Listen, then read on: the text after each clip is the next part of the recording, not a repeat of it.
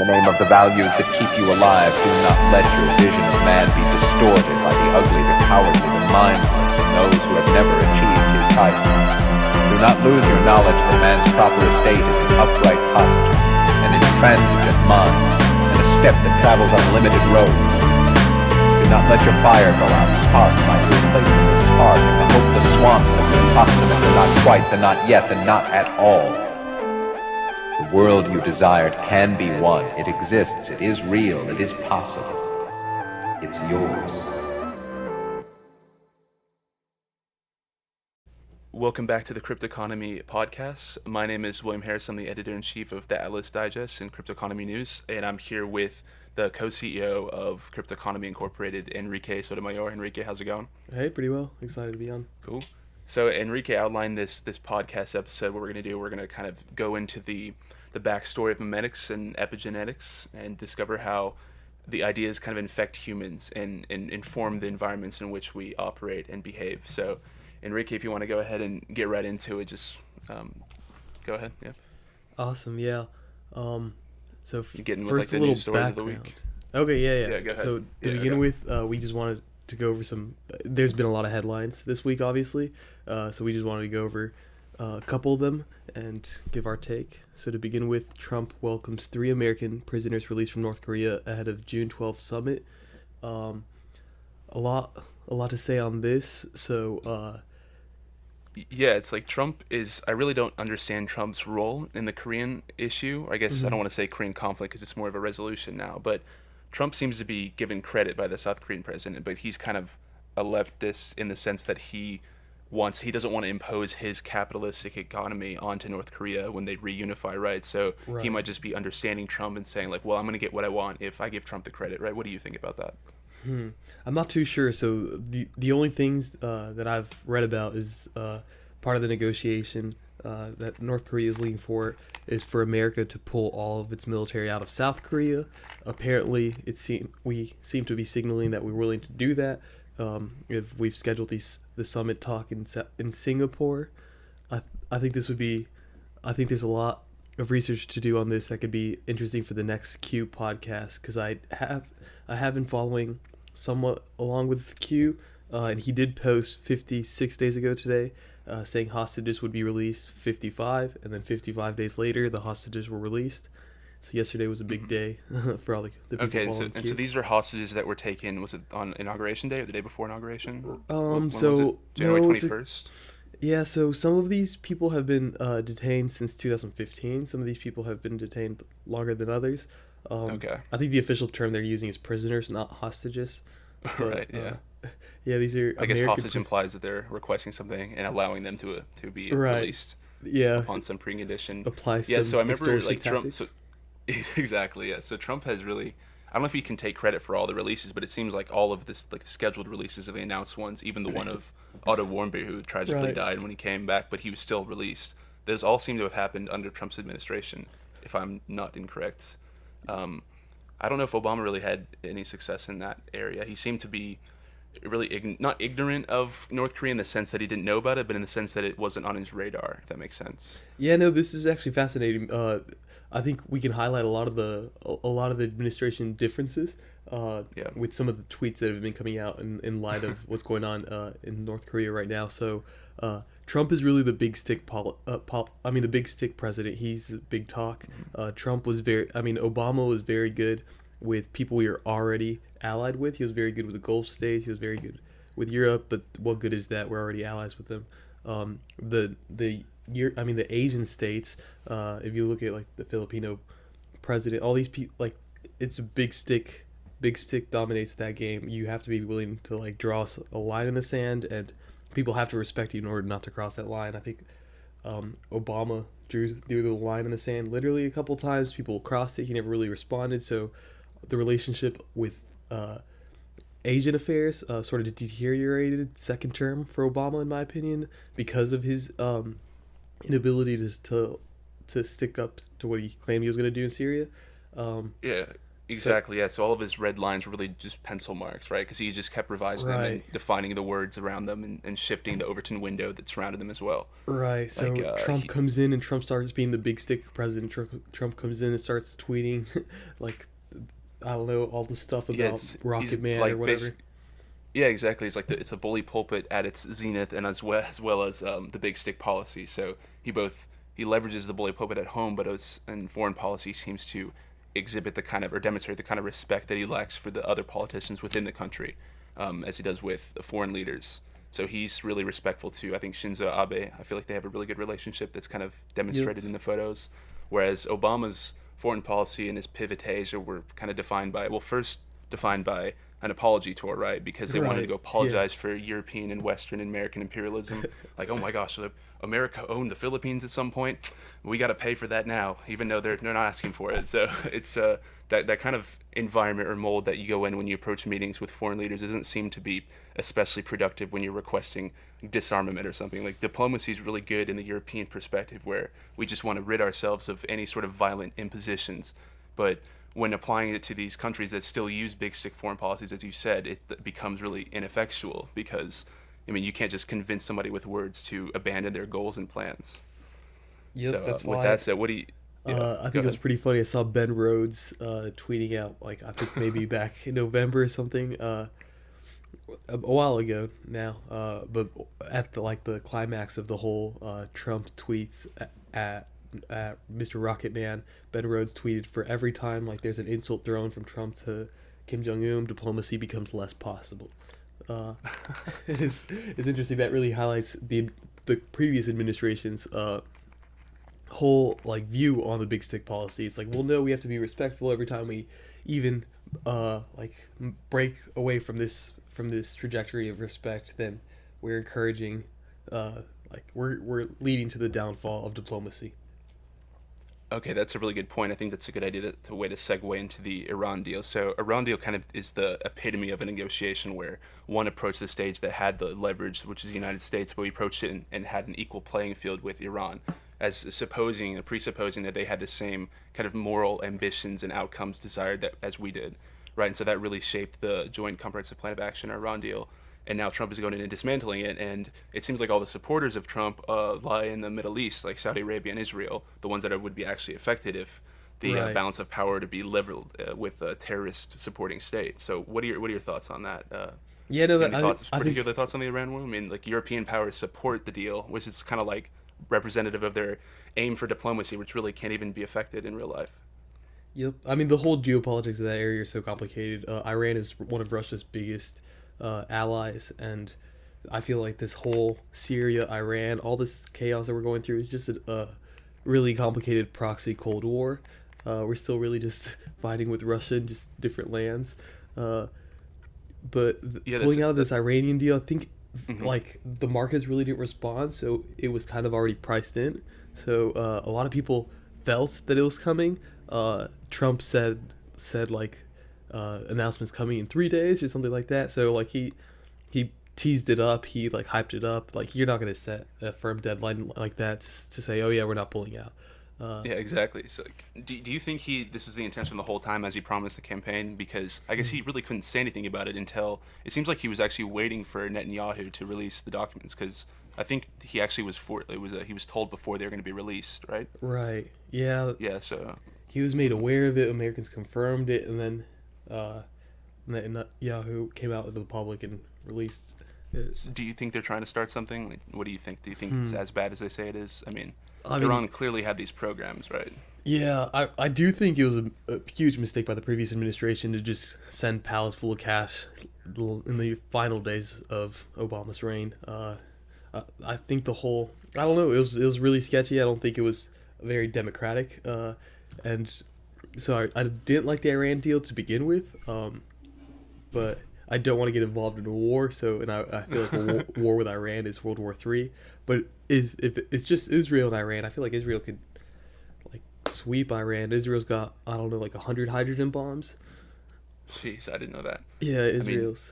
Considering the arrangements seem to be playing out in the form of Syria, Iran, and Russia versus like Saudi Arabia, Israel, United States, I think that would be an interesting conflict. I've been listening to Ben Shapiro, and he's been kind of the first one who predicted that there's a tinderbox in the Middle East that we've all been ignoring for a while, and it was basically Iran versus Israel. And I think he was really proven right. So yeah, Iran is the wasp nests. If you look at a map, you have Afghanistan and Iraq on either side of Iran, and it, like, most Americans probably don't even know that, but Iran is the wasp nest, and we've been trying to stomp out these little fires on the outside, and I feel like we're finally getting to the wasp nest. Yeah, I remember, wasn't there a list for which Bush and Hillary were criticized to be following, or included, like Iraq, like you say, all the states around it, and it's kind of like a domino. We're trying to get to the last one, and Iran, Syria being the one before Iran. But is Iran the last one, or is there one after that? I guess it would. Be I feel Russia, like with the support of Saudi Arabia, the final domino would be Iran. Saudi Arabia wants to dismantle Iran, whether that's politically or materialistically, but Saudi Arabia has been seeming to move along a much more secular trajectory than Iran, and the more fundamentalists in Iran are really threatening the stability of the region. So I feel like the biggest threat to the West in that area is Iran, and we're using Syria as a proxy battleground for there. Okay, yeah, so I guess we just hope that it remains a proxy battle. I mean, I really agree that Saudi Arabia transitioning into, I guess, a modern state, because it really wasn't before in the years prior. I think that kind of really tipped the balance towards this newfound alliance between the West and Israel and Saudi Arabia. And I think is the UAE alongside them, or the Qatar? UAE and Bahrain and Qatar, and definitely not Yemen, I guess. Yeah, I don't think Yemen would be on the side of Saudi Arabia, but I'm not sure about that. So continuing on, would you want to hit the next topic? Yeah, let's see. So about New York Attorney General Schneiderman. Eric Schneiderman resigns amidst allegations of inappropriate behavior that include, let's see. So he captured a girl, right? Yeah, so some of the allegations were that, like, some of the ladies that he'd been having relationships with, they came forward and claimed that they were victims of unsolicited violence during sex. He would, like, beat them, or he was just into some weird stuff, and most of these women felt like they really couldn't come forward with it because he's in such a position of power. But then after the Harvey Weinstein Me Too movement, this attorney general really started doing everything he could to try to prosecute Weinstein and, like, publicly fight the Me Too front battle as well. And Samantha Bee came out and said, "This is the man we need." Like, so it's pretty funny that the left picked the wrong man yet again. Yeah, it seems to be happening a lot. I think they also fall into the mistake of not wanting to distance themselves. I mean, it seems like they've learned that, though, because they quickly established that barrier. Yeah, I feel like the right is susceptible to this too. People just fall in love with celebrities, and celebrities aren't necessarily. And this isn't a celebrity, right? This is a politician, but don't bet on somebody else when you can fight your own battles. Yeah, exactly. They're not supposed to be our leaders. They're supposed to be our delegates. They're supposed to represent us there. We're not supposed to be fawning over them. So some of the allegations include forcing this lady to call. Let's see. It says calling a lady his brown slave, demanding she repeat. Right? Yeah, demanding she repeat that she's his property. Jesus. There was 4 similar accusations made within 2 days. Snyderman resigned 3 hours after the publication. So I guess the one good thing about the Me Too movement has been we've really highlighted the need for more checks in big government. All these powerful people really do have the power to tap your phone, do whatever they want. So if there's people who are this violent with the people around them, who do you go to? How do you get the voice out of the community? So I'm actually pretty happy that this guy resigned. Yeah, exactly. It seems like it's actually really been really effective. I mean, there are some missteps, just as with any activist movement. Like, there are huge missteps with the Tea Party. Right. I mean, obviously the Tea Party incorporated some really bad elements to it, and it unfortunately began to define it. And I think that's what the right does with the left as well. I mean, everybody wants to box in and define the window of accepted opinion. Yeah. I think it's been overall good. One of the biggest problems with it is the fact that a lot of people are guilty until proven innocent. Exactly. But one of the best things is people can no longer defend themselves by using their politics or using their career to say, like, oh, look, I gave so many jobs to women. I'm a champion of minorities. Like, these accusations with my personal life, yeah, that's personal. That's no longer a viable excuse. Now we're saying, like, really, what matters is your personal actions, how you carry yourself day to day, and the fact that you have all these you have all like this track record of your politics defending women, that means nothing. You're still violating. Exactly, yeah. And I know a lot of people fall into the trap of just saying, like, oh, why don't you just, if it's so bad, you need to come out with it as soon as it happens. But it's like, I think there one good point to make that we don't really know what that situation is like. Yeah. Because I know that Not if at I'm all. pursuing a career of fame, like, exactly, yeah, I've never experienced that. And two, like, if I would do anything really if I was on a trajectory that was really important like that. So, I mean, the idea that Matt And it Lauer takes can some get away time with to having really a button. like ponder yeah. this and like realize what you've done. Like you're acting out these things that you don't necessarily know what you're doing, and then it takes some retrospection to really understand. Like, wow, I was taking advantage of there. Like, wow. Like That's what I was wondering. Yeah, do they think they're fully aware of the fact, or do you think that they really don't know? Like, so I would assume for the most part that you kind of understand that you're going into this game and you do the dance, but like maybe there are some escalations of like intimacy that feel a little more natural, and it's like, okay, does he like me, or was that some power move? Like, I feel like there's room for confusion, but for the most part, I would assume people go into these situations with people of power who are known to take advantage of other people, sort of knowing that it's likely something to happen. yeah, and another thing that I often think But about that's is not at all how- saying that like I'm like the victim knew that they were exposing themselves to that. That's not what I'm saying. Oh yeah, no. It's like the nature of their position is one that's predicated on that dominance hierarchy, right, or that position of power. So like you, in order to be in that position that you seek, you have to, I guess, give up authority of your own decision making to some higher person in the company. And I guess like the example I'm using is Matt Lauer. Like he's the senior anchor, whatever his position was. Right. And I just my question is like, how aware are people in the environment of these things going down, right? So does anybody notice that Matt Lauer has a button that just closes his door? Is that what the button did? Like, how aware are his coworkers? Yeah, that'd be just pure speculation, but I would assume that like these things are like unspoken secrets that you just know, like, oh yeah, that guy. I mean, he's above my pay grade, but yeah, that guy's a creep.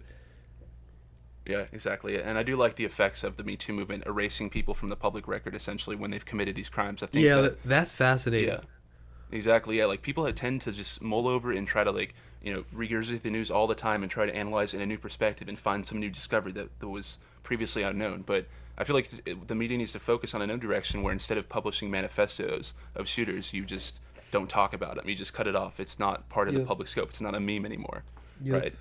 You cut the head off the meme. So segueing into that, yeah, that's actually, a big that's topic perfect. we can talk about is memetics. So that's perfect. Yeah, Enrique Okay, here is an expert on memes. He's like I consider him my teacher in the world of memes. So why don't you go ahead and take it away? Yeah, so I didn't understand why I was so fascinated by Twitter. I started like browsing Twitter, seeing all these funny images, seeing how people abstract arguments and use just a certain types of points you can make in an argument and make it more abstract and use it in different types of arguments. So that's what first got me interested in this idea of memes. And then I started studying it a little more and found out that the term meme is actually older than the internet. It was first termed by Richard Dawkins when referring to, let's see, it says originally termed the phrase meme in reference to replicating ideas. So yeah, I think it's a combination of the word memos for Greek of knowledge, I believe, and then genetics or like genome, the meme part, but like genes, or I guess genomes, I believe is the word, would be like the passing on of knowledge through the chromosomes or through genomes. Yeah, that stuff is very complicated. We live in a world full of like Rick Rolls and Dap Boys and Dabs, and memes have really evolved in the last couple of years from being this thing that we couldn't even agree how to pronounce to the whole reason that like we get on social media. So memes are really the value proposition of Facebook, I would argue. Like what is a meme? That's sort of where I want to begin. So a meme, I would define it as a cultural idea or unit that spreads within a community without genes being involved. So that's the key point. We can spread memes. Ideas can hijack your brain. That's a famous quote by Daniel Dennett. Right, so the idea that you don't develop ideas personally, they're just regurgitations, but new adaptations of old ideas that have been historically proven to be true in a different sense that science proves things to be true. Is that right? Yep. Okay. So we didn't just evolve to spread our genes, but we also evolved to spread our memes. It is just as important that we spread our ideas. than that we spread our genes. And actually, a lot of like human biology, once you understand this, it starts to make sense. Like, why are our heads so big? Surely, if our heads were smaller, there'd be less complications during birth for both the child and the mother. If we really only evolved to spread our genes, like, couldn't we have smaller heads and increase the amount of human life out there? But the fact that like we also care about spreading our memes, well, now we need a bigger head.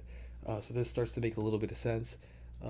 So memes replicate just like genes, and memes have to compete with other memes for their survival. When we say it's like a gene, we mean it quite literally, like in a scientific sense. And it's not, it's like not selected by any sort of, I guess, controlled process. It's public consensus, but people don't even know. They're just voting with their eyes, basically. Yeah, and people don't necessarily know why they're spreading the meme. Yeah. Like every time I see a new meme, I'm always like, okay, well, how did that originally start? I mean, I can always see traces of various old branches of memes in all the new memes that I see, but I always wonder, okay, where did that originally start? You know, it has to be, but it really didn't. I think that's the answer. It never really starts. It's always been there. Yep. So like a meme might be a very good way, an image. When I'm saying meme now, I'm not necessarily talking about the scientific thing, but I'm talking about the thing that we share on Twitter. So a meme might be might express an emotion that's common amongst many people, but they don't have a better articulated version of it. So, for instance, I'm thinking of that like girl behind the counter that's like a fast food restaurant who's like sticking her neck and her hand out, and she's just like, "What do you want?" I'm thinking of that meme, and when I think of myself, I'm like, I'm in situations sometimes where I feel that expression, but I cannot articulate it. So memes are the perfect way to express certain emotions that we cannot put into words. And platforms, we live in this network society which is the perfect petri dish for memes to spread. The information age has spread up the evolutionary process of memes by probably 1,000x, I would say. Right, and do you think the last 2 years ago, 2016, played a really crucial role in how fast it was expedited? I mean, it seemed to be like the memes really came onto the front page. The fact that like, Washington Post was writing articles about them and how weird they were. yeah, no, definitely. Some like. So there's a lot of crossover between archetypes and memes. So when something embodies like the most abstract version of that thing, that's like the archetypal version of it. That it cannot get more abstract. It cannot get better than that one. So the frog is sort of like archetypally seen as this thing that lives between categories. And then Pepe and Keck and all these things started popping up during the election in 2016. And it was fascinating to watch how we started acting out. We started acting something out that we didn't necessarily consciously know what we were doing, and it just made perfect sense. Like in hindsight, looking back at it. In what way? Like go into how it acted out. What do you mean by that? Yeah. So people started sharing the meme of Pepe the Frog. And some people get called something, and the right started embracing it. The term is embrace the meme. So you call somebody a racist, they start embracing it. You call them xenophobic, you call them this, you call them that. They just own it, and they put it in a meme. So that the next time you call them it, well, the image is right there, and like there's nothing, and I just get frustrated, and I just start getting into my feelings. So that was one of the tactics that I saw during the election. I saw people using memes, using specifically the Pepe meme, to infuriate people by just embracing whatever it is they were being accused of being. Exactly, and I think that's how Trump found his success. I think to be a perfect meme, you cannot be aware of the fact that you are, and so that's how he was so perfectly representative of that, because he basically just not necessarily you don't have to be thing. aware, but it has to be uncertain whether he's unaware or not. Okay, that's fair, yeah. So he might be aware, but as long as like we're like, wait, like he's a 70-something-year-old, is he aware? It's like Schrodinger's box. You just ruin it if you open it. You can't. You got it. The uncertainty is the chaos that fuels the order of the memes. Definitely. Ever since that last episode with Justin, he presented some ideas that I'd like really never heard, and I've been mulling them over for a long time. Basically, stuck in this thought loop. So I'm looking forward to really continuing that discussion. I think that was a great discussion. Yeah. Yes, like memes is just. I remember first getting I don't want to say getting into memes. That just sounds like such a normie thing to say. But it's basically like you really don't. There's really no day and night thing. You just start seeing these, and like your specific interpretation of memes depends on when you started and like what kind of prehistory, not like sort of knowledge you have of the available memes at the time you started, right? Because like every meme that you enjoy is really just a permutation of a meme before it. So like. I guess it really defines. It's a good way of encoding your own personality in a form of like a memetic library, if that makes sense. Like, Right. I can definitely scroll. I can scroll through my photo library and just see the ideologies I've kind of embodied throughout time as like the memes change. And it's not even like It's like, embodied. yeah. You might not even necessarily agree with them, but they caught your attention for some reason you couldn't Exactly. express, and you just shared it or saved it or whatever. Yeah, exactly. Like the kind of knowledge that shapes your behavior. I mean, I know that's like what you kind of know a lot about psychoanalysis, I think. Yeah. Where it's you're kind of if you can go through that. Really, think you had some ideas on that. Yeah. So I just have a couple more things that I wrote down about memes. That, let me Oh yeah, look for through. sure. Yeah, go ahead. So one of the points that I wanted to make was 2016 or the whole election cycle. Really, there was like something up in the air. So it wasn't like every other time. So people started like pushing out memes. Some like 4chan, for instance, was crazy with all the Pepe stuff, all the different permutations of Pepe. So the half-life, or like the how sticky a random meme is, like was decreasing. So they had like shorter lives. I mean, shorter shelf lives. Okay, yeah. Before they had to adapt to new current events, right? Right. Because the window was okay. I see what you're saying. The news cycle was so sped up.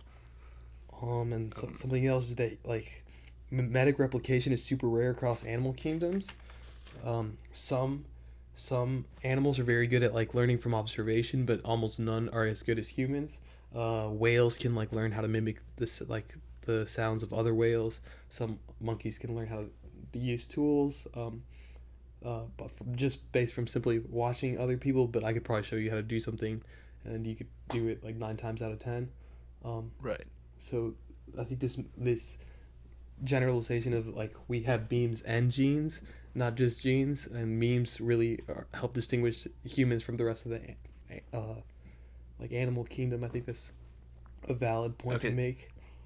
So, and then what you're talking about earlier with the idea that the human had to develop this larger brain, and that was over a course of a long time. When I'm just wondering what was a catalyst for that. So yeah, nobody really knows. So the brain size like doubled or like tripled. I think in 100,000 years or something. That's a super short time span evolutionarily. So nobody really has an answer for why or how the brain grew so fast. There's a lot of different theories out there, like the stoned ape theory. There's a bunch. There's a bunch of different. I love that one. Yeah. But nobody really knows why we have such big brains, so that's like a fascinating problem. And if you form a theory that helps explain that, well, then that might be a sticky theory. Yeah, it's like because I think don't we have the longest nurturing period of any animal in our class, like any mammal? Yeah, are there any longer than us? And that's because exactly like it takes time to imprint all that information. I mean, we don't spend that. I mean, it's almost like our growth kind of evolved around that. So our growth is really, it depended on that long period of time. We grow until I think our mid-20s, I believe, and so does our brain. But I feel like this all might have been shaped all around the necessity of more information storage and processing. So like, I guess. And how will that all change with the accessibility of this information, with the fact that we can look up this information? Will we still need these huge brains? Oh, that's a good question. Yeah, I mean, I guess what's the point of having all that useless resources if you have a better way of interpreting information, or at least a better way of encoding it? Maybe like from a macro perspective, we only evolved this big brain for a short-term time, just so we can build the internet, just so we can have Alan Turing, and then whatever, have a system, builds like a network society that creates like an ecosystem where's the ideal condition for ideas to travel and replicate. Like we've seen today. Okay, yeah, because I know Elon Musk talks about, but I feel like Elon Musk talks a lot about stuff that he really wants to know about, but kind of doesn't. So he like talks about the grand ideas that he believes in. Right. And so one thing he talks about is like that our thumbs are really low at or really inefficient at transferring information when we type on mobile phones. So it's like, I don't know what it was, like 8 something bytes per second or something like that, or bits per second. And so what's he implying there? That there's some sort of new novel form of information reception that we're going to develop, that we're going to put in our brains? I would assume that he's trying to make the argument that like The bottleneck is really the output of information, not the input. So we can input a shit ton of information really fast, but how fast I can get an idea across to you if I'm having to text it out, there's a constraint there that we really have to bypass if we want to be connected to these networks a lot closer. I see. Okay, so he's just proposing that thought. Okay. Yeah, I think he calls thumbs meat sticks. I mean, that's a pretty literal interpretation, but it's not untrue at all. So what would you? So you talked earlier about the distinction between archetypes and memes. Can you go further into that? So memes are just representations of archetypes, or yeah. So So I would say an archetype. So archetypes come from the Jungian archetypes, which okay. So I'll kind of take a step back. So broadly, the psychoanalysts or psychoanalysis, that's where Carl Jung got famous, and that's what Sigmund Freud got really famous studying. So psychoanalysis is a very romantic school of thought. This is actually related to something we talked about in the last podcast with Justin, where it's romantic in the sense that emotion and motivations are far more important than rationality. So we were making the argument that rationality isn't the highest virtue, that when you are highly rational, you tend to be very prideful and shell yourself off, and don't want to expose yourself to uncertainty. So the psychoanalysts, they tend to not really believe you. When you tell them you're doing something because of a certain reason, they tend to be very cynical, very skeptical, and they believe that you really act out your truths. You don't necessarily articulate them, and you probably don't even understand them yourselves. Okay, and real quick question. So do they believe that the truths can be interpreted, or they believe that there's no objective aspect to this truth that can be? Yeah, so there's a distinction between Freud and Jung. So it's not that I would say that Freud thought that you were actively suppressing these, or you didn't create the situation where these things can thrive. Carl Jung thought, no, you're not necessarily suppressing these. You're not necessarily suppressing these truths, but maybe they're truths that have not yet come to be. So that was more of the way he understood the unconscious. The unconscious was a process. It's not done already.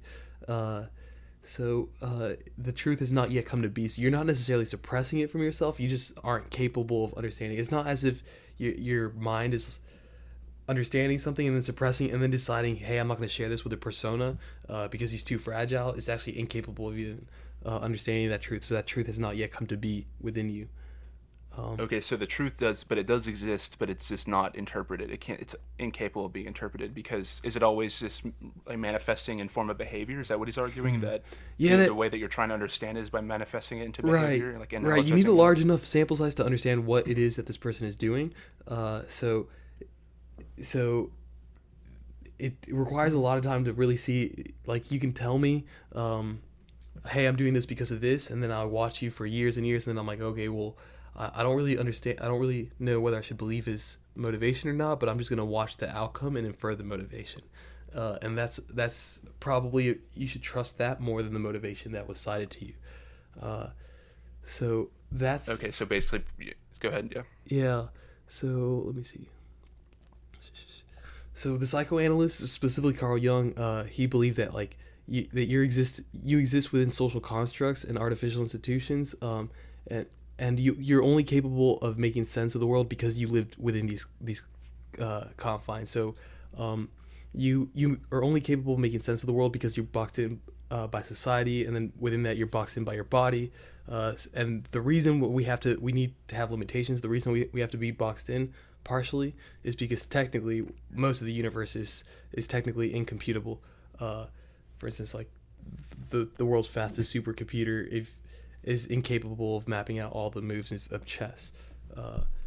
Right, exactly. I remember I have a good buddy up in Pittsburgh who has worked with AI previously, and I mentioned him it would be really cool to start a simulation of the Big Bang, and he just told me that he knows people that work on those, and with all the computers in NASA, they can only simulate the activities precisely of 100 particles or 100 constituent particles. So the idea that, I hear a lot of talk about simulation and that how it's certain, there's no way to disprove it, which seems to me to be a red flag of any sort of hypothesis.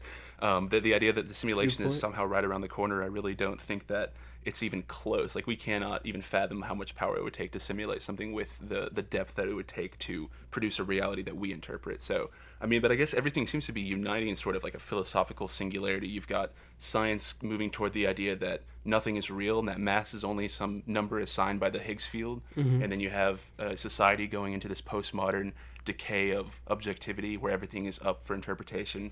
And it seems like everything is sort of converging into this one, like, knowledge is really subjective at all levels, right? And kind of like a, would you say this is kind of like what would you say caused this really? And in that maybe segue to Jordan Peterson and kind of how he cites to Carl Jung to explain his beliefs. That makes sense. Like, yeah, so no, all these things are Jung's definitely techniques- connected. I definitely think all these things are connected. Let me think.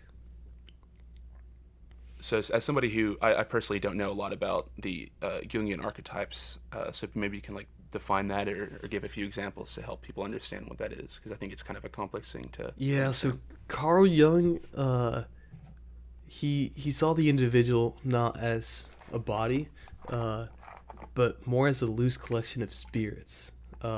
So this led to the realization that you're not alone in your head, and a scary realization.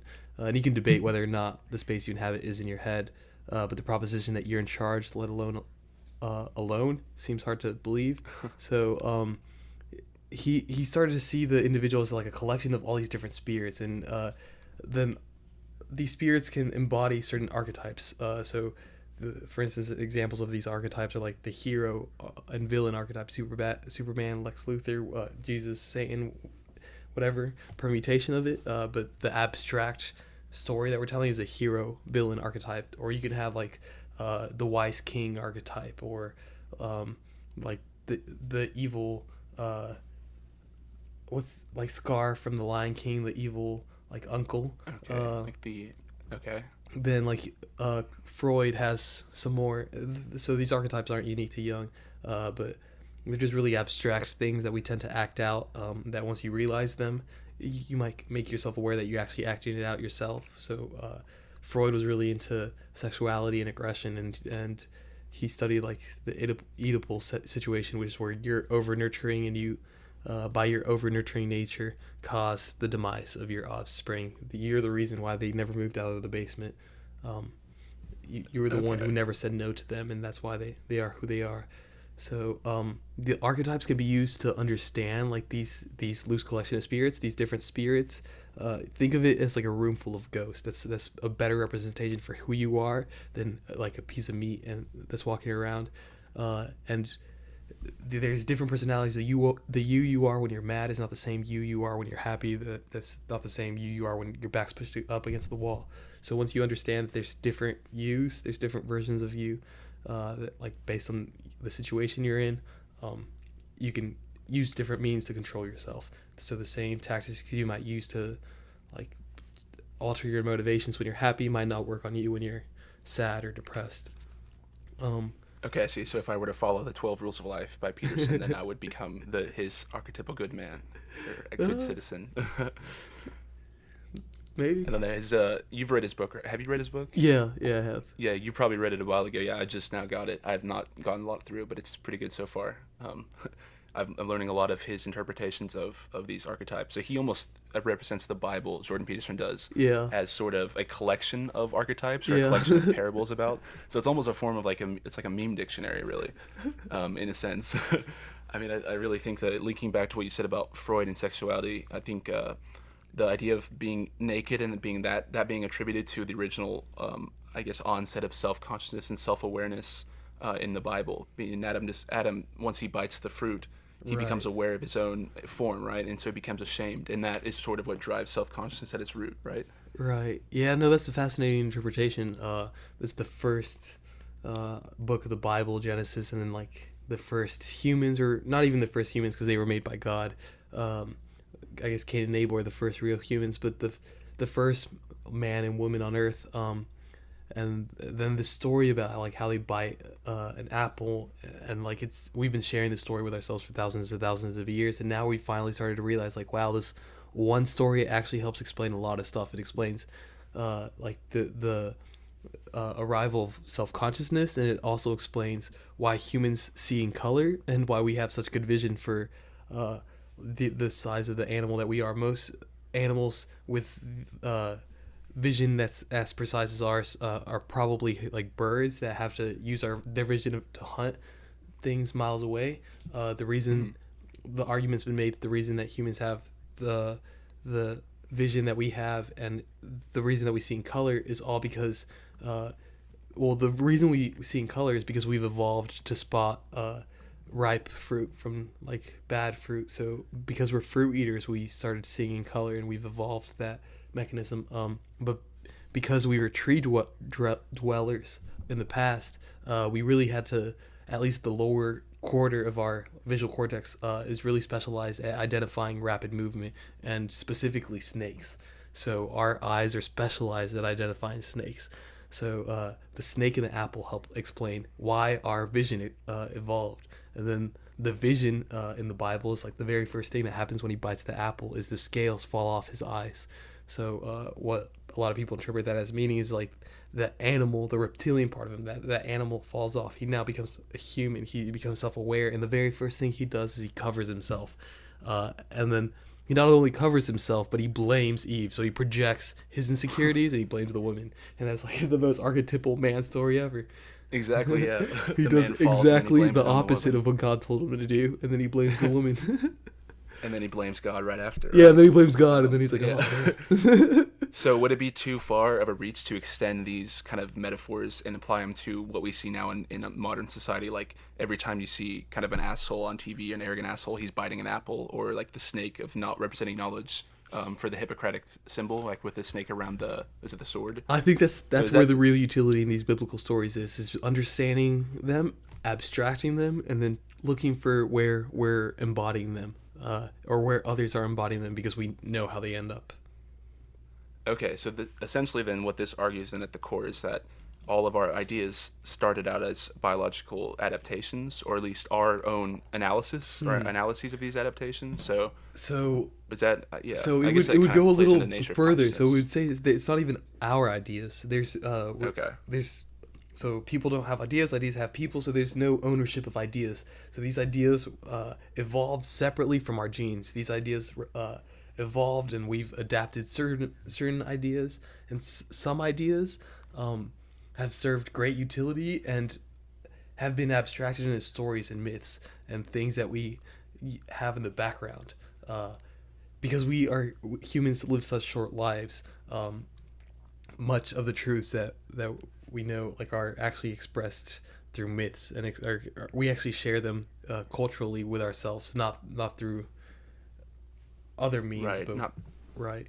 Okay. And so you mentioned earlier that there are other animals that also express this or can relay information without passing it on through their offspring. Yeah. You said there was, or there? Okay. Yeah. So it's not something that's unique to humans. No, it's not unique to humans. So other animals are capable of learning via observation and then spreading that idea somewhere else.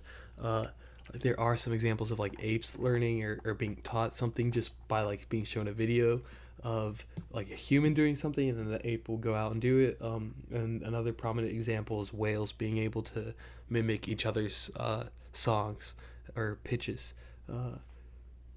So I can learn from you, and then I can go along and carry this thing. So it's not something that I got from you because I'm a descendant of you and that was in your genes because it helped you survive, but it's something that I was able to pick up on. So I don't even require your genes anymore. So I think this could help make the argument that memes are a much more powerful evolutionary mechanism than genes, because the key point is that most of our evolutionary adaptations now occur outside of the genetic iteration. So they occur on like these intellectual conversations.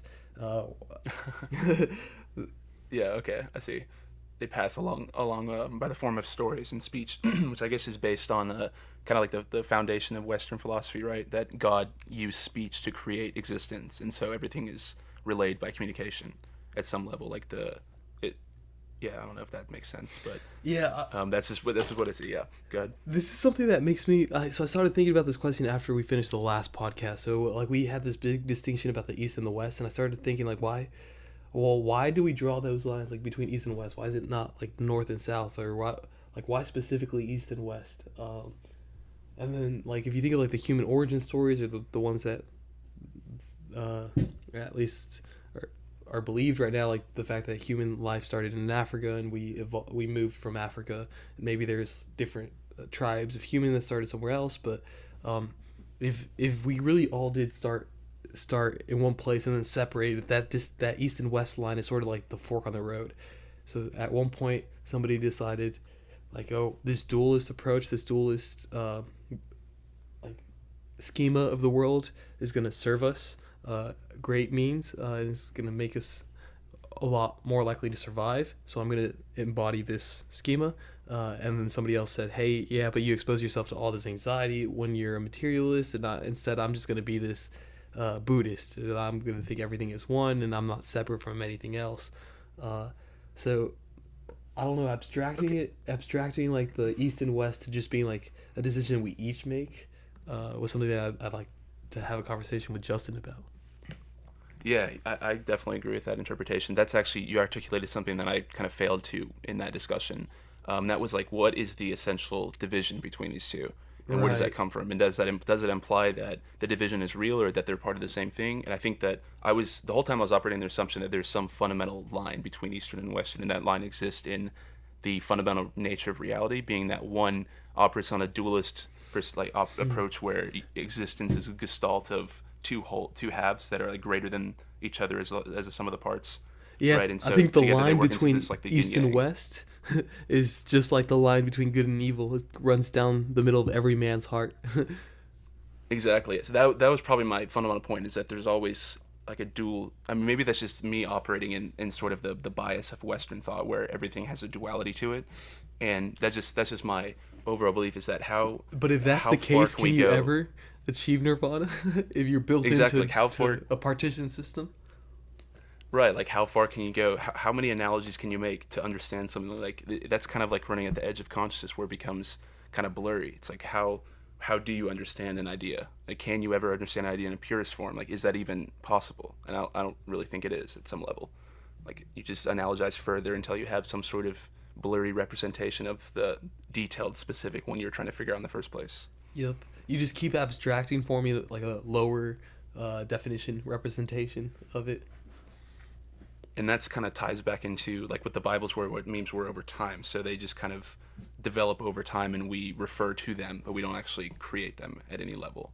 We just improve them and pass them along, sort of the way that nature selects the genes that survive there. Yep. Just the same way that like these memes are surviving. So somebody like might make an edit, and then that edit is actually picked up by everybody, and then that becomes the new template, and then 6 months down the road somebody like makes a fork of that template because some new current event happened. The same like you can consider that like gerrymandering or whatever. The same gerrymandering effect might have occurred in the biblical stories. So there's some sort of authority that's biasing it? It doesn't even have to be like a conscious authority. It doesn't even have to be like a room full of people like orchestrating what stories get picked up and what stories don't. It could just be evolutionarily, like some stories were more fascinating to some people. We might not have been writing these stories yet. They might have been oral myths for a long time, and then like a lot of people changed them, just like playing the telephone game. It's not because they were necessarily going to profit from changing them, but they could remember it easier whenever they fudged some facts, and then that's the version that got propagated. Okay. But it still embodied like the same archetypal premise that the original historically accurate one might have. So if Jesus were a historically accurate character, and I mean if he actually did exist, and if he actually really did embody this persona, then like we can interpret his things, or we can like write down what happened, but we probably don't understand that like, oh wow, he's embodying this archetype of like bearing the cross and all this different stuff. So we start telling these stories, and then like the stories get diluted, but they still are a representation or an image of the archetype. Right, and the fact that it's almost like a public ledger throughout society, like the fact that they're still being passed down today implies that they have some sort of weight that was applied to by right, sort of defined by the consensus of people, that it was some sort of like somehow it rang true among a great number of people, to the point that they felt like the next generation would also identify with this story. And so it's okay. That's starting to make sense. Yeah, because I'm thinking about just permutations of these strange memes that I see a lot of times, and one of the funniest one, or not funniest, but one of just the most interesting ones that I've tried to analyze, and probably in vain, is the idea that like all memes have to have the top and bottom text, or at least that's how they started, right? Yeah. And so now Like you the have a lot of memes ones? that are just exactly, yeah. So in the I think it was impact font. And so, like, I'm just thinking of the little baby, right, that's, like, doing the fist bump. And it's, like... And so now you have, like, a lot of memes that are just other memes, but pixelated, and then they just have, like, bottom text at the bottom. And so it's not, like... Yeah, like, another meme, so ahead. it could be... One of the meme categories could be, like, this kid with the top and bottom font, but you can abstract that to just an image with the top and bottom font. And that's another type of meme that is still replicating, is still prominent, and we found like specific variations of those that we like that include certain types of images, and then we allow permutations of the text. But that raw category seems to be a good mix of language and image in order to express some common belief. Exactly, yeah, and it's like every time a meme evolves, it's just like natural selection, right? So the meme itself selects the most popular version Right. of what made it popular. And looking its back at prior like version. 2008, 2009 memes, like like 9gag sort of stuff, they look so archaic. They look so old. They can't Exactly. like how was I like following those? You have like the cat with the chemistry one in the suit, and it's just Yeah. like I just remember my friends at my high school. They're the ones who got me into memes. Again, I don't want to use that term, but they drugs. But exactly right. And so I was just thinking like, this is so dumb. What is this? Like, it's just a picture. And they would always be like critiquing memes and analyzing them. And they're actually they're the reason I kind of got into it. And they were critiquing the ones back in like 2009, 2010. And I was like, what are they doing? And then over time, I was just like, okay, this is pretty funny. And then I, of course, fell into that hole in 2016 where everything was a meme, and every story that CNN tried to lob at Trump was either true in some form, but the fact that he embraced it itself just made it that much more hilarious, right? Yeah. And so yeah, I think one everything just important rolled thing off to, like water. to point out is that memes aren't new. Memes have existed for far longer than the internet. Things like wagons, fire, things that don't get passed along within our group through the genetic code get passed along through oral and memetics. So for instance, you see me using a wagon, you're part of a different village, you go tell your village about this wagon. Well, it's not like you inherited any of my genes or anything like that, but this idea was able to propagate, was able to replicate, and is now able to reproduce itself, maybe even mutate itself amongst like this new population that it inhabits. So very much like when a virus infects a cell and it bonds to a cell and it begins to reproduce and mutate, we can think of what's happening when an idea infects us. And it begins to reproduce and it begins to mutate, and you start seeing permutations of it. Well, what happens in the biological world whenever a virus infects a cell is that you have an immune response to it. Well, the very same thing happens intellectually. You start building up an immune response to certain types of memes, and that's why when you see a meme that you've seen dozens of times, you've seen all the permutations of it. You no longer find it as amusing. You've sort of built up your own meme immune system. Interesting. That's a really interesting analogy. Yeah, I haven't heard that from anybody. So that's Yeah, pretty so cool. memetic theory is still very controversial, as it's hard to define. We abstractly we can have these conversations, and it makes sense that of course we didn't just evolve to propagate our genes. We really care a lot about these ideas. Yeah, I'll accept that premise, but it's hard to accept that premise and then design experiments to test that premise. Yeah. Okay. Go ahead into that. Yeah, so I feel like that is something that should be addressed in order to be not seen as like an occult thing or like some weird YouTube thing, but actually a like scientific tied to 4chan. thing. Yeah, exactly. Okay, I see. So we really need to address the fact that like we haven't been able to design any tests to prove the idea like that we are attempting to propagate memes just as much as we are attempting to propagate genes. Okay, I see. So we're not really aware of the control we have over them. But so I'm just wondering, I'm trying to apply this to like institutions. I'm taking that one step further. So I guess when you say that you're not supposed to try to interpret them or apply them or be able to measure them, does that also extend to institutions? So you should try to avoid trying to enact these kind of rules into law, kind of like what you have with compelled speech, or even with the solution. Like this is almost like a Marxist argument, right? Like you're saying that nothing that you make is truly yours, right? It's all you basically inherit it from everybody else around you. You can study these ideas and you can figure out what is it that like drives certain behavior. You can figure out, and like the example here is Salvador Dali. He was a big fan of Freud, and he tried to use a lot of, I guess, manipulation would be the term, to like paint some things into his image or into his paintings that would create some sort of unconscious response from you. So people can use memetics for dark reasons. You can, we saw with the election of Trump, like people were spreading misinformation with memes, and then that's actually what like we now claim that Russia did. We're like, oh, people were spreading these things on Facebook, like that was misinformation, and people were sharing them because they looked just as real as everything else. And how do you know that this one's not real, or this one's not how do you know that this one's less valid than anything else? There's this one campaign that really highlighted like the dark side of the memes. It was fascinating to like watch happen in real time, but looking back it seems so unreal. It was called Draft Our Daughters.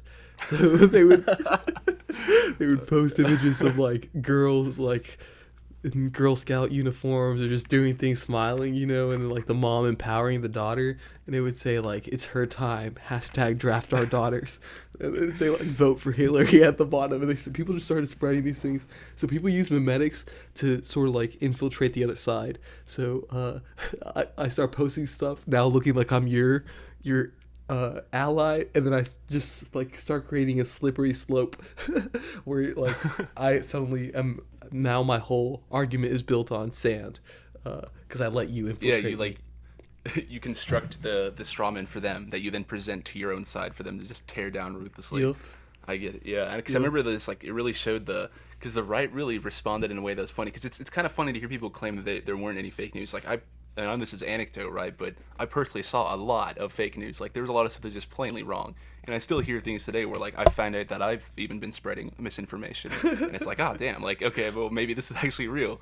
But it's not like you can address it. And that was maybe tying to my point was. It's like people are trying to solve these truths of human nature that that we can never understand. They're trying to affect them into law and affect them into our institutions. And I think that was kind of also, I mean, not to get too philosophical, but that could have been the foundation for why Marxism took root and then it turned into postmodernism, if you follow that argument, which I think can be attacked as well. Like, I know Peterson relies on that argument a lot, that postmodernism itself is some sort of form of Marxism. But the same argument we made for the biblical stories, we now make for Marx. Why is it that his stories have stayed with us for so long? Is it just because we have like this utopian vision of a socialist world where we no longer have to work, or is there something else? Is there some like psychological reason why these stories have been sticky and have been we've been willing to test them out and enact corrupt versions of them and still talk about these ideas? Yeah, so I think he really is making the same argument over time that we are. I mean, we're saying that ideas, or at least you're saying, you introduced me to this idea that ideas infect people, right? That people aren't really responsible for for their own behavior. I actually really want to have this conversation with Justin because I'm starting to believe his point. So I think Marx, I'm gonna say some shit I probably will regret, but I think Marx is misrepresented a lot. Yeah, I think Marx was an intellectual. He wasn't an economist. There was no such thing as economists back then. He wasn't forming an economic theory. He wasn't trying to tell governments what monetary policy to enact. He was an intellectual talking about the scarcity of things, the reasons why we exist under the systems that we exist, and then what happens whenever that premise is gone. What happens when scarcity is gone. So I think a lot of the people that I follow, they like, oh, Marx didn't understand human nature, or Marx attributed to capitalism something that's true of human nature, that like there's not an even distribution of things that are the product of creativity. Things that are the product of creative efforts tend to follow the Pareto distribution. So for instance, like whatever 20% of artists produce 80% of the art, is that the problem of capitalism? No. So the unjust dispersion of wealth within a society can't just be laid at the feet of the economic system that the society is enacting. So those are valid criticisms, but I think we really have to understand the fact that he wasn't trying to make an economic argument. He was just an intellectual.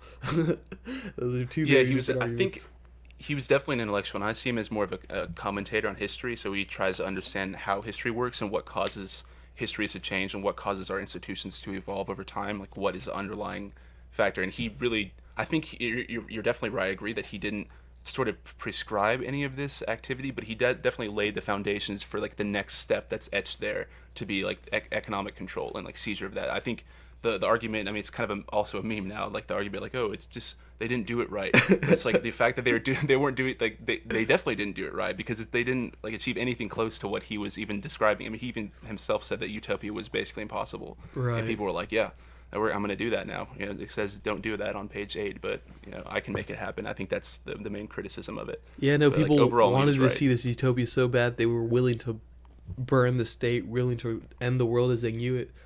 They were acting religiously. That's the funny part. They were so just like maybe in the past, religious people who were looking forward to an apocalypse might have looked forward to it because they thought, hey, like hell was going to come on Earth, but then after that there'd be a second coming, and then we'd all exist in a perfect world. Well, that same naivety could be seen in these people enacting like socialist utopias, willing to destroy the state, willing to enact hell on Earth, only for the simple like misillusion of like, oh yeah, but after all this we're gonna end up in utopia.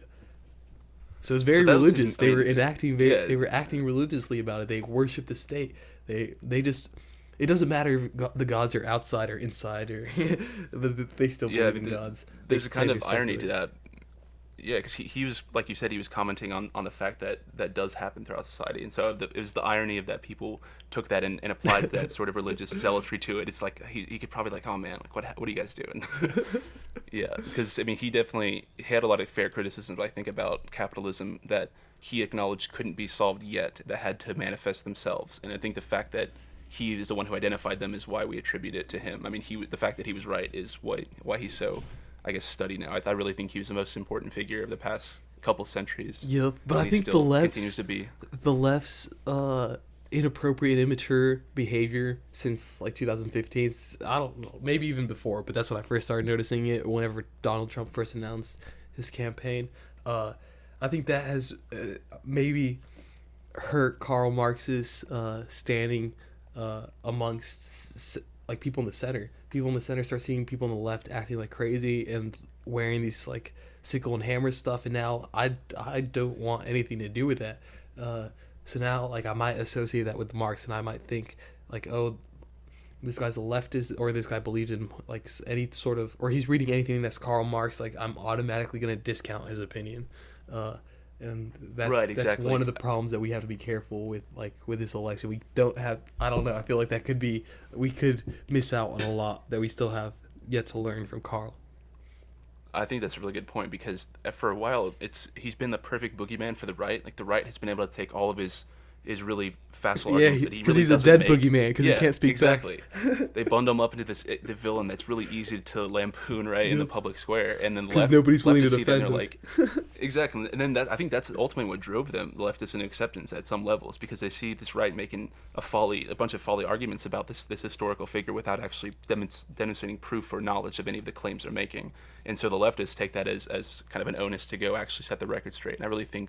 Then of course, now like you say, starting about 2015, they started misappropriating his image in the same regard that we were, but the right was. I mean, I definitely had a period where I said, "Oh my gosh, Marxism! And you tried, failed again. 100 million people died, etc. It's all his fault." Right. But it's really, people attribute the hammer and sickle to him when that had nothing to do with him, right? That was right. I mean, was that Lenin, or is it Stalin that really and made that? But regardless, it wasn't them. It was their personal adaptation of it. Right. So I think you're right. The message being, we have a lot to learn from Marx in the future, right?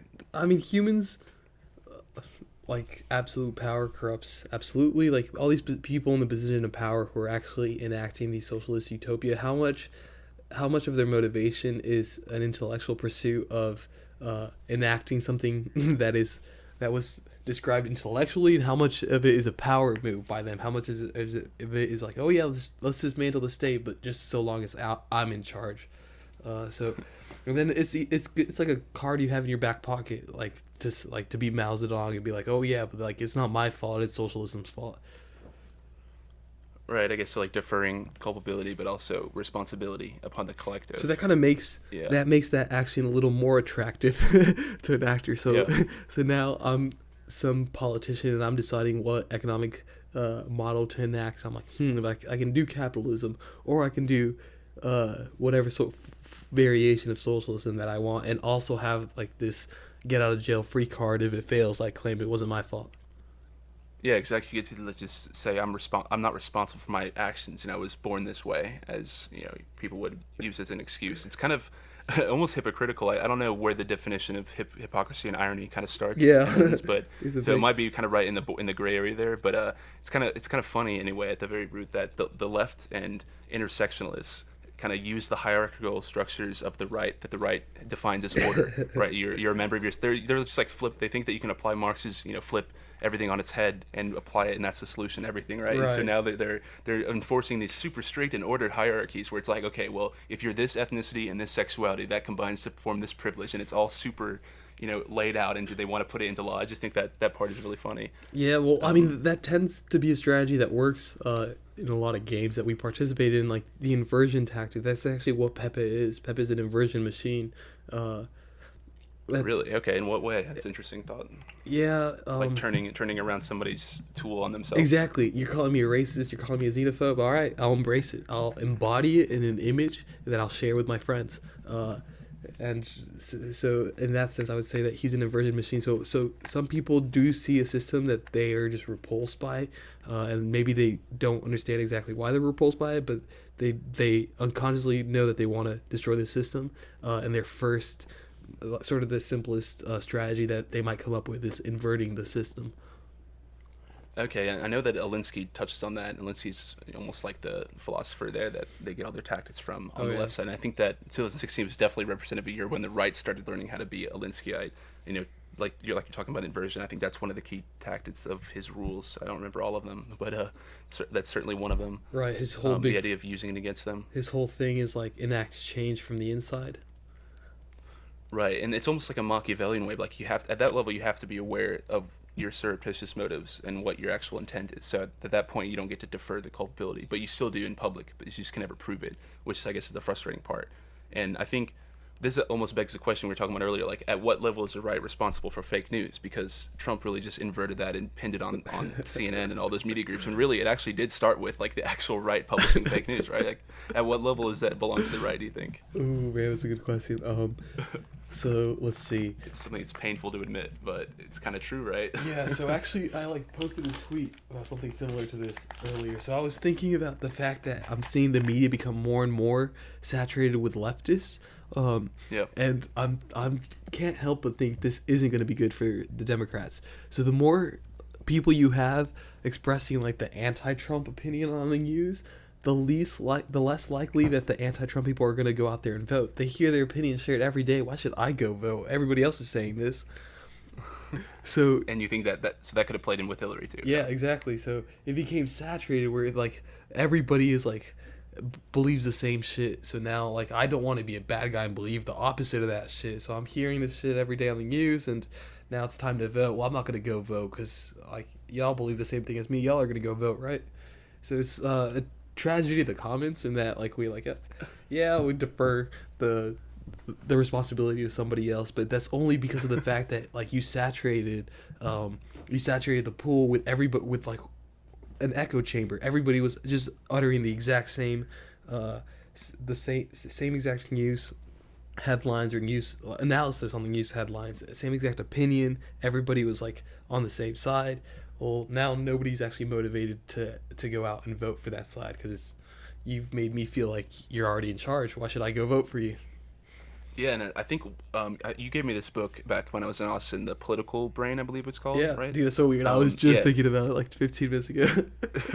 Yeah, and so like that what So explain that argument. The argument is that the right is more susceptible to emotional arguments, the left is more susceptible to reason, or uses that. And so, like, I was just thinking how that manifested with memes. Like, the emotional medium there is certainly the meme. And I think the left, the way they understood language was as a tool to change meaning. And so, like, what they reported, everything they reported was true in some light, but they could shape all the facts and display them in some certain order that made it seem like it was fake. Yeah. So I don't know. The big thing about the right is that there's a narrative. So the left might have all the talking points, they might have all their facts straight, but what's the narrative? So like you can give me a paragraph or maybe like 10 different bullet points that you want me to memorize, and then you might test me on it, and then you can give me the same 10 bullet points but give me a title. So where you're like, oh, okay, well, these are instructions on how to, like, change your oil or something like that. Well, now I'm a lot more likely to memorize it because I have the title. So once I form the narrative, once I, like, am able to abstract the thing that I'm doing to one single term, it becomes a lot easier for me to hold it in memory. So this book touches on the fact that we are the products of an evolutionary process. Our brain has evolved, so all the mechanisms we have in our brain didn't just come to be at the same time. So the logical core of our brain sits closer towards the center of our brain, closer towards our spinal cord, and the more emotional sector of our brain is like the prefrontal cortex is at the very front of your brain. This is the part of your brain that is like most likely to be triggered by any like emotional response or any emotional plea.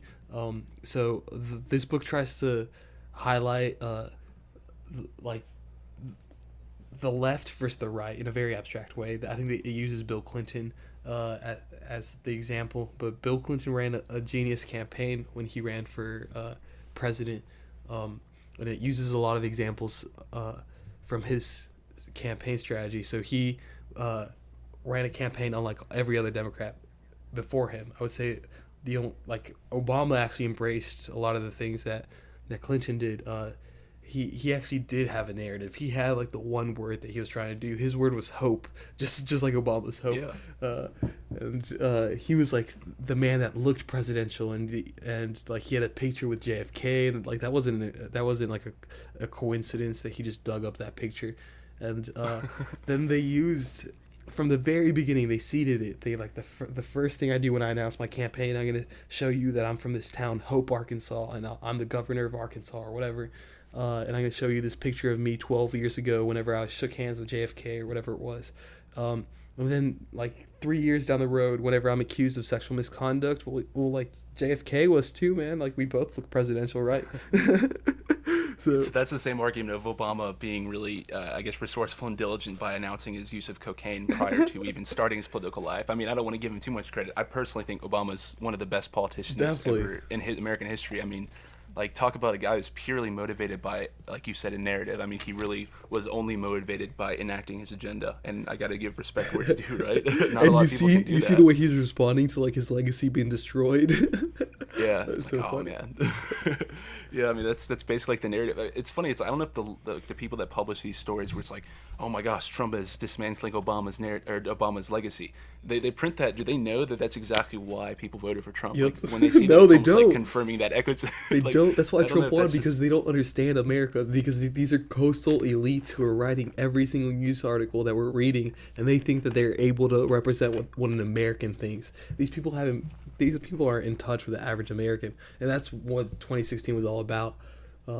Was like shaking up the coastal elites, letting them know, like, yeah, well, we still vote, we still show up. You talk, you retweet all your bullshit or whatever, kick me off Twitter, but at the end of the day, we show up to vote. Yeah, and like the common argument I hear, like at least the initial reaction to people who haven't really read the book, myself included, I haven't read it yet, unfortunately, but it's definitely on the list. But the book, Political Brain, is that, well, no, that's the flip, right? Republicans are the ones who use logic. Democrats are all emotional. And I think that the answer to that is really, well, the left has become so infatuated with intellectualism and the idea that you can use reason to solve anything that it's almost kind of like around and cycled back on itself. Yeah, right? No, you're right. I mean, it's like the Hegel dialectic. Shit moves like a pendulum. It swings from one extreme to the next. That's the only way progress is done. Progress isn't done in a linear one, like plus one, plus one, plus one. Progress is done from like, let's hold this extreme idea. Well, shit, that didn't work. Let's hold this extreme idea. Yeah, exactly. Like the combination of thesis and antithesis. Right. So I don't think we can attribute to like, hey, the Republicans are the ones with logic, or it's actually the Democrats. That thing is going to change which party is using it as logic. But I think I do want to get to, okay. So you talked a little bit about okay. So the left. I want to get back to like the inversion thing. So the left has inverted in the fact that I feel like a lot of their action comes from the fact that they have like an utter disgust for anything that's like orthodox and like any innate traditions. So the left really like looks down on fundamentalist Christians, and it thinks all Christians are like fundamentalists, and it thinks all Christians are creationists, and they have like a very low definition image of a Christian. And the irony of that is that the left is now the one that's holding sacred arguments that they're not even willing to converse about. So you're no longer listening on the news and like listening to like people talk about, okay, here's the pros and here's the cons of immigration, or here's the pros and here's the cons of DACA. No, DACA is something that's sacred and we cannot talk about. So let's move on to the next argument. So it has, because of that, because they've inverted and because of like their disgust for Christianity and these things, they started like moving away from this policy based on facts that actually made sense, but maybe like we weren't able to summarize nicely to, hey, instead let's just summarize it nicely and like let's not contest these little points. Okay, so if I'm following correctly, what you're saying is that the left has this sort of like fundamental loathing for even the concept of archetypes and the fact that they're true, in that they want to, because I remember the idea of classical liberalism is that human nature is essentially good, but I think that manifested, or at least morphed over time into something that, like the idea that humans are shaped by the societal constructs around them, and so that kind of leads to the idea that humans can also be in control of themselves, or at least in control of others, and how they manipulate the environments in which they live. And so taking that to the extreme, you could say that the left has really fallen into its own archetype of trying to sever the archetypes. And so if that makes sense, like, is that just a I mean, there's a real reason for the left to exist. It's because there is a lot of injustice in the world, and there does need to be a champion for the little guy. But then people tend to take advantage of the position of being the guy who gets to speak for the little guy. Well, hey, this little guy's not actually like looking at the bills. Let me like start increasing this and fudging the numbers here and there. So it is likely, just like the right is likely to corrupt, the left is just as prone to corruption, because it's foundationally built to speak for the man who doesn't have a voice. I see. Okay, and I definitely agree. Like, there's a lot of areas where that's required, but it's almost like they go too far. Like, I think with one telling philosophy where it showed kind of Hillary's lack of philosophy, and what really distinguished her from Obama, at least separated them into polar opposite camps, was when she said, she just flips on the wind. That's what I'm referring to. But in one of the debates, she was talking about nominating Supreme Court justice, and she said, "What's the role of Supreme Court?" And she said, "To protect the little men from giant corporations." And it's like, well, yes, at some level, but that's not the only prerogative, right? You have to also protect giant corporations from the majority. Right? Yeah. Exactly, yeah. Because I think the founders definitely knew that there was always going to be this eternal battle between these factions, and the bigger the factions are, the more likely they are also to try to impose onto the majority, but also be imposed on by the majority. But the hot thing right now, right, is like defend the little guy. So I'm not going to worry about like, that's what the Supreme Court is for now. That's like the only utility I have for it now. And then like these other things that it might have been good for in the past, like defending the Constitution. Well, the Constitution is the embodiment of tradition, and we are disgusted by tradition and orthodoxy. So yeah, we're definitely not going to try to defend that. Exactly. Yeah. I mean, it's really, you really see it every day in their actions. I mean, but it's not I like really do think it's not like they're conscious of these motivations. That's the whole reason we went into the psychoanalyst stuff. So it's like I'm motivated by all these things, but I don't understand my own motivations. So I might be able to, like, on the outside, be sitting here and looking at the political landscape and like infer all these motivations. But that doesn't mean that these things were orchestrated. That doesn't mean like the left suddenly decided like, hey, let's invert. Let's suddenly start doing this, or let's do that. Like these decisions are made evolutionarily. They're made by individuals, not necessarily like in a coordinated manner.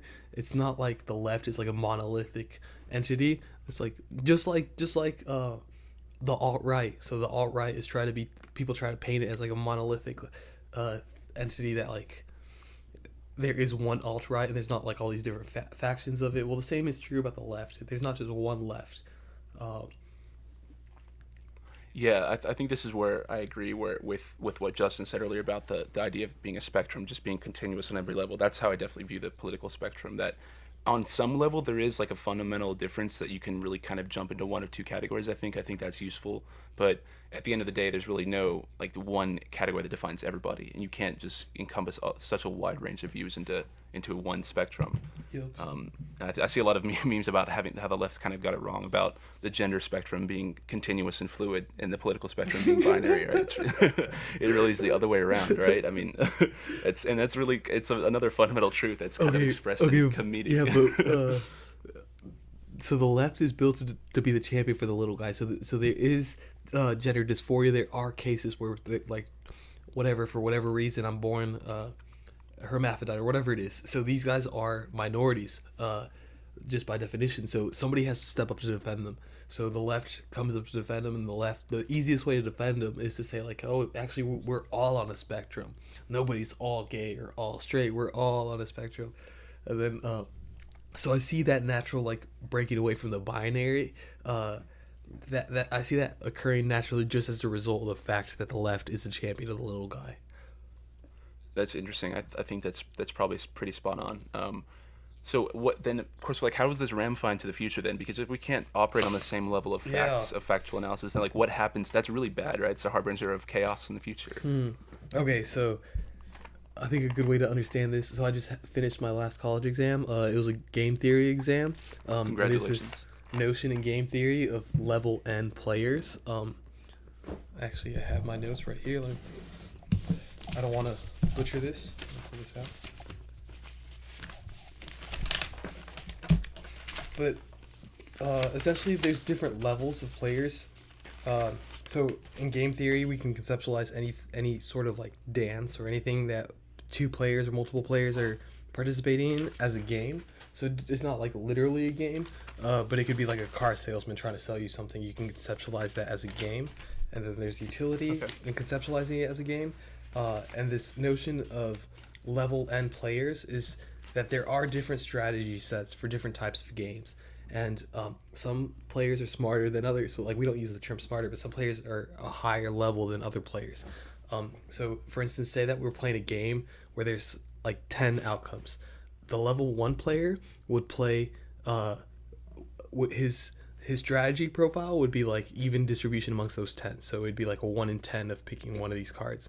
A level 2 player knows that the level 1 player is likely to have an even distribution, so he plays the best response to the level 1 player. So he's no longer playing like an even distribution, but he's playing a strategy based on the fact that he thinks a lot of people play this even distribution. So I see that same analogy extending over here. So I see us understanding memes, and then I see us understanding, oh, some people are able to use these memes, and then you can take it even further. It's like, okay, well, you're the level n player if you're able to have a strategy profile that is the best response to somebody else's best response. Okay, I see. I think I understand that example. I've heard one in one of my classes that's kind of similar, and it's the idea that you have a group of people in the room that are trying to all pick a number between 1 and 100. Are you familiar with this, the way this is going? No. And they pick a number, and there are players that assume that it's going to be near the middle, right? Because they assume everybody, like you said, the even distribution, so they pick 50, but then there are people that are aware of that. Exactly, and so they try to pick closer to the extremes. Yeah, so I either try to pick closer to the extremes, or I try to pick a number that like is hard to guess, because I think that you're likely to trick me. And so taking that to another level, when everybody's operating on different strategies or different sets of rules for their games, does that mean that in the end it does produce something that at least looks like the appearance of true randomness and chaos? And so that really is what happens, or is there always a way to analyze the input types of a group and expect the output that's going to come when they operate together on the same field? Ooh, I think there's always a way to like retrospectively rationalize why we ended up there. If we ended up there, if it's a true equilibrium, if it's not just a temporary resting spot and then it moves on, if it's a true equilibrium, then like there should be some rationalization for why we ended up there. Okay, so like yeah, because my operating it as somebody who programs a lot, I kind of have been biased by the worldview that true randomness is impossible, right? Like you have, like the source of randomness on computers just comes from a big file that randomly inputs your random keystrokes and mouse movements, and that's where it gets the random values from. So like, I don't know, what's your opinion on it? Do you think that randomness truly is possible, or is it just some sort of thing that we can always abstract or analogize to, but never actually reach? I feel like true randomness is impossible. I feel like it has to be seeded from something, and then we could reproduce the steps it took to get there. So unless there's some crazy like one-way function that I don't understand, that is able to like produce like all the circuits in the computer are logical circuits. They produce like logical outcomes. So how can we have like an illogical random outcome as a result of logical mechanisms? Exactly. Okay, that makes sense. Yeah, I tend to agree with that. Yeah, so like if all my computer can do is like +1 -1 times 1 divided by 1, then like how could I ever have and if I'm watching this computer and I'm able to see exactly what circuits are firing, how could I ever have a random thing? So that function you were alluding to, is that kind of like the idea of like an arrow of time, like the direction of time is in one way, like entropy in the law of thermodynamics, what Stephen Hawking talks about? Yeah, I was thinking like if there's a black box that just like pumps out a number, it might be good enough. It might be like pseudo random. It might be random enough for me to treat it like it's random, like it's truly random. Okay. But if it's not a black box, and I'm able to actually like study how this number is being produced and how we're arriving to this number, well then that's not random. I can break it and predict the next one. Yeah, it's like, I don't know if this is a correct interpretation of A Brief History of Time, because I don't know if he's kind of changed in some of his opinions since writing that, because that was a while ago, but he talks about this arrow of time being like the only source of, not misinformation, but the only lack of information it exists either at the Big Bang, so anything before that, there's no way we could possibly ever know that, right. And then inside black holes, and so like the destruction of information, and it's almost like that could be the path of randomness, but even just by finding out, it wouldn't be random anymore, because you'd be able to interpret what produced it in order to see the result, I guess. Yep. So like, no, yeah. I really don't know enough about black holes to talk about. Yeah. I mean, I know that like the second law of thermodynamics is that like entropy is always increasing, and entropy is like this weird way we use to measure uncertainty and confusion. So, for instance, like a pool. If I've got a bathtub full of water, there's only two things that I can measure: is like the volume and the temperature. And every single molecule has its position, and I can quantify its position, but it's very difficult to quantify the position of every single particle. So the difficulty is conceptualized as entropy. So for instance, fire is a lot more particles, or it's moving a lot. It's a lot harder to actually measure what the position of every independent particle is. So it has a higher degree of entropy. So things with more disarray have higher degrees of entropy. So we want things with less entropy whenever we're building like a mechanical engine or something like that. We don't want it to give out off heat, because something with really high entropy is very hard to convert into mechanical utility. So that's the second law of thermodynamics, that entropy is always increasing. And then Hawkins got really famous for suggesting that information is actually so in your computer, when you erase something, we're not just destroying information. Information is never destroyed. It's like preservation of energy. Like energy is never destroyed; it's converted into something else. Information, like just like we said for genes and memes. Well, there's information and energy. It's the same thing. So information is never destroyed. So what that means when I'm erasing something on my computer is my computer is outputting heat. Heat is this high energy thing that is produced as a result of it. So Hawkins had this theory. And I'm kind of like reaching like the limitations of my understanding here, but essentially that information could fall into a black hole and actually be destroyed. And the smallest unit of information you can send would be like a photon. So you can send a photon into a black hole, and I really don't understand exactly the dynamics of a black hole, like because the dynamics depend a lot on perspective. So from the perspective of the photon actually never hits the black hole. So from the photon's perspective, it's like, oh, I'm constantly going straight. Shit looks crazy, yeah, but shit's fine for me. But from an outsider's perspective, me looking in to see if that photon's all right, all I see is radiation coming back, the exact same amount of radiation that that photon put in. So I see this, I put in something of 1x, and I see 1x radiation come out, and I'm like, okay, well, that thing was destroyed, that thing was been radiated out. But from the perspective of, exactly. it was only my observation of it that collapsed this probability distribution to a single state that is now it's been radiated and destroyed. So I think it's still a contested field in physics if information can be destroyed. I don't think there's a clear. Yeah, I mean, it seems like it's really relatively sit to the perspective. I mean, you kind of touched on something that I definitely believe to be true about myself. It's like the more I'm trying to become interested, or I'm trying to read more about like physics and cosmology and I guess quantum mechanics, but it's really easy to just read it and pretend like you have an understanding of it. And I think that's a trap I gotta avoid. Like I read it, I'm like, okay, well, this makes zero sense, but I mean, I guess I have all these fancy terms to relate them to each other, right? So, I mean, as far as because it really does depend on perspective, because like you said, it red shifts out like when a photon goes through, but the idea of perspective from photon, is that even possible, right? Because it's moving at the speed of light, and so there's no measurable time in the perspective of a photon. Yep. So there's not really any before or after, because everything's on it. I mean, the famous example he used in his work, Stephen Hawking did, was the idea of a light cone, and the light cone being this, like the edges of a light cone being the separation between what's always predetermined and happening to the unknown and what can never be possible with the current state of the universe. And so I don't know how he applied that to entropy, is that there's some, that the grand question out there that we want to solve is there a direction to the air of time, right, or the one or that we observe, like, why is there a direction? Exactly. And I believe there are three directions. There's entropy, then there was the I think human experience, and then what else was there? I think the expansion of the universe was the third one. I mean, so like we have this law of thermodynamics that like entropy is always increasing, but that might just be that. So like we can only get our energy from how can I word this?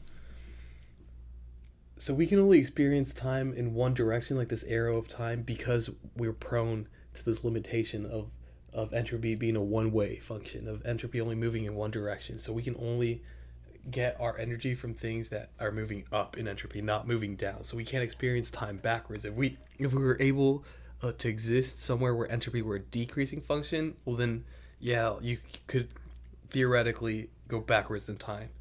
But if you can't exist somewhere where entropy can move backwards, well then how can you ever move backwards in time? Exactly, because it's at some level, even if you are moving backwards, even if you accomplish the opposite of entropy, that's still not, it's only backward relative to what we experience now. So like that's the deeper question, I think, is there only one direction that you can operate in when you're operating within some sort of predefined state of the universe? And I don't know, what I really think is kind of like the synthesis between Peterson's idea conceptualization of the universe and existence, and what he calls, I think, being, as like a yin yang, right, between chaos and order. I think what the reason I think that's so profound is because that's my interpretation of cosmology and physics and existence in the scientific realm, is that this small pocket of disarray inside this otherwise homogeneous bubble bursts into the Big Bang, and it was that those specific areas of discord is what manifested into the stars and planets and elements, right? It was only because there was that makes perfect sense, and that can help explain why this image of the yin yang has stayed with us forever. Well, because it expresses this truth that is actually a cosmological truth, not just a human nature truth.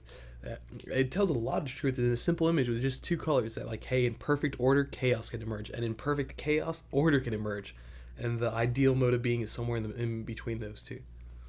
Yeah, I think that's a good point, because like the yin yang is something that I've always liked, but I've never fully understood until, or at least partially understood until recently, right? And so I'm like, why have I always known that this means what I didn't know it meant? Exactly, because the whole time, only like I knew it at a 1% more of your abstract intelligence level. is this articulated wisdom. 99% of your intelligence is things outside of the prefrontal cortex, and like you recognize this image, this like part of you knows what, like, oh damn, that's telling me the truth, but like you haven't articulated why. I'm just wondering if that's where the meme comes from, where you only use 10% of your brain. I'm pretty sure that, like, I mean, yeah, I guess so. But explain what you mean about the 1%. So only 1% of the processes in our brain are used to articulate and process information, or it's like what is that? Exactly. They try to take like the fact that like, hey, look at how many like neural networks are fired whenever like you start using language pathways, and look at how many neural networks there are. Like such a small number of them are delegated for like this this language functionality and like this rationality, because rationality and everything else is sort of a subset of language. If like our total set of tools that we have, if only a subset of them are used for this, well then we must have a lot more intelligence. We just can't express it. I see. Okay, so that's really what, and then Justin was kind of hitting on that point last episode, right? I think you made a good point about separating the human mind, the rational mind that's always trying to outweigh its own processes above the ones of the internal gut emotional state that you experience that really considers a lot more factors. I think that was kind of elucidated for me personally. I'd never really thought of it like that. But yeah, it's kind of true. It's like, why does your gut always tell you something different than the logical processes that you think you're in control of, right? Is it perhaps that something else has considered this with more gravity than you have? Yep. It's an interesting way, yeah. Is there anything else you wanted to touch on? I know this has been pretty extensive so far, at least. Let's see. So, in short, we're constantly acting out truths that we do not have like articulated to ourselves, so we don't even know our own motivations. Some of the bullet points I wrote down.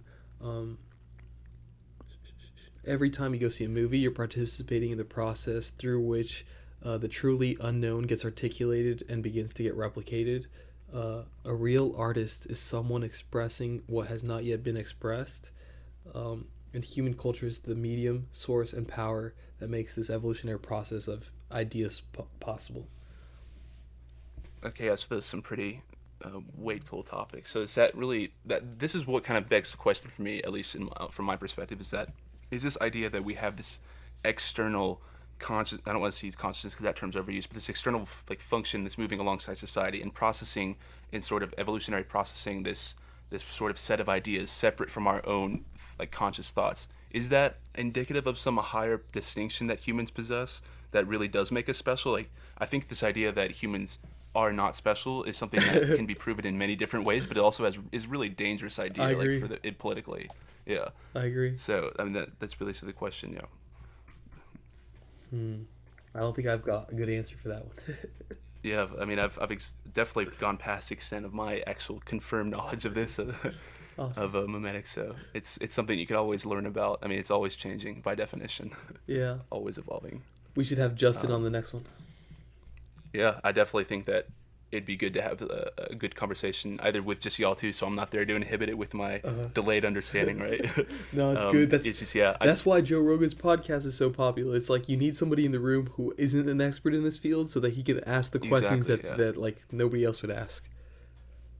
Exactly. That's what I'm trying to do, at least moving forward, is try to get people that can understand the things that I'm trying to understand, because I don't want to claim to profess interior knowledge of all this stuff because it's so complicated, right? So I guess that really wraps it up pretty well. I mean, you have anything else to add? No, that's about it. Cool. Yep. Well, thanks again to Enrique Sotomayor. You want to go into like kind of the projects that you're doing real fast before we wrap it up? So there's Atlas, which is in its final stages of development. Yeah. So Atlas is this app that is Atlas is this app that we're building at Cryptoconomy, and we're really trying to solve one of the problems that a lot of people are trying to solve in the cryptocurrency world is that there's a fragmentation at the exchange level. If you want to buy the coins that everybody's talking about, you probably have to have multiple exchange accounts. And because of that, there's a real need for portfolio managers, something that tells you the value of your portfolio in real time. There's a lot of apps out there, Delta, Blockfolio, CoinStats, CoinPro, all these different things. We're doing the same thing as that in the sense that we're telling you the value of your portfolio in real time. Unlike those other apps, we're totally free. We're on the cloud, so you can access your portfolio, not like your actual Bitcoin or your actual Ethereum, but just the database that says how much it's worth in real time. You can access that from multiple devices. But the real unique thing we're doing with Atlas is we're launching what we're calling crypto fantasy. So it's paper trading competitions. It's a mix of Investopedia and DraftKings. So we can start a league, for instance, and set the rules. So we can say, hey, everybody starts off with $100,000, but you're limited to Bitcoin and Ethereum only. You're limited to one trade per day, and whoever has the highest balance at the end of the month wins. So you can start these little crypto fantasy scenarios, and you can start as many games as you want. They could be private games or public games, and you can also make them paid games. So you can say, hey, it costs $10 to enter this game. Everybody starts off with $1 million. Whoever makes the most money wins the whole pot. So they're a way to sort of hedge ourselves. So we don't want. By making it a paper trading thing, people can make money even though the markets are all down, as long as you're picking the one, as long as you're winning in your game, right? Because this is a relative competition. This is not absolute. So that was the whole. Right. So at some level, you're just deferring authority to people who know what they're doing, which is a really good way to get novices turn them into professionals, right? In an area that a lot of people don't know much about. Yep. So that's something we're trying to do. We're tailoring this app towards the tail ends of the distribution. So we're targeting the guy who's never moved in crypto but has heard the buzzword 1,000 times. At the same time, we're targeting the day trader who has experience. So we want the day trader to come on board because he's going to win at the games and he's going to beat everybody else at the crypto fantasy and he's going to win the pot, basically. And then we want him to come on board so that people can click on his profile and view his trades and follow him and maybe start copying some of his strategies in real life. Okay, I really like that idea. I mean, you bring up Market Watch. That was actually how I guess not really discovered, but learned, or at least took the first step into securities trading, just because otherwise I had no idea how any of it worked. Yep. And so providing that for the crypto and there's a reason that they be, developed these tools. There's a reason that Forex traders or Forex websites always have paper trading. It's because it lets you get your toes wet. It lets you realize, like, damn, I could actually make money. Let me actually put my dad's credit card on here now. That's what we're trying to do. We're trying to do something that lets people feel a little more comfortable with cryptos, makes them more familiar with them, gives them room to simulate it. And then if they want to actually be invested in it going forward, then we want to give them resources to learn about these different crypto assets. Awesome. Yeah, that's a pretty thorough description, and that's really close to on its way soon. So what you've shown me so far has been really cool looking. So looking forward to seeing that soon. And if you have any suggestions or thoughts on the episode, please do email us. We'll try to get back to you. We appreciate all feedback. So with that, hope you guys have a good day, Enrique. Yeah, definitely hit that subscribe button. Pull up Ben Shapiro. Yeah. My wife's a doctor. My wife's a doctor too. Thanks again for promulgate, right? You got to promulgate that information. Right. But anyway, thanks for tuning in. Thanks, Enrique, for keeping that episode on the ground. Appreciate it. Sounds good. Bye. Bye.